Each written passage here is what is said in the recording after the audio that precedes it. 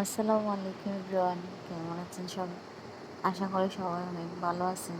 দেখেন আমার অবস্থা, আমি তো একদমই ভালো নাই বলতে ঈদের পরের দিন হচ্ছে আমি বাবার বাড়িতে চলে গেছিলাম। আসার পরে দেখতেছি আমার এই অবস্থা, কাজ শেষ হয়ে গেছিলো। আমার হাজব্যান্ডও ছিল না বাসায়, তাই ফ্রিজে যা ছিল সব নষ্ট হয়ে গেছে। আমার বেশি কিছু ছিল না, বক্সের মধ্যে আমার প্রয়োজনীয় কতগুলো জিনিস ছিল। আর হচ্ছে আদা রসুন ব্লেন্ড করা থাকে, এগুলা একটা বক্স ভরে হচ্ছে আমি কলিজা রাখছিলাম বাচ্চাদের জন্য, এগুলাও নষ্ট হয়ে গেছে সব। কাঁচামরিচ ছিল এগুলো, আর হচ্ছে কতগুলো ফেলুনের বিচি।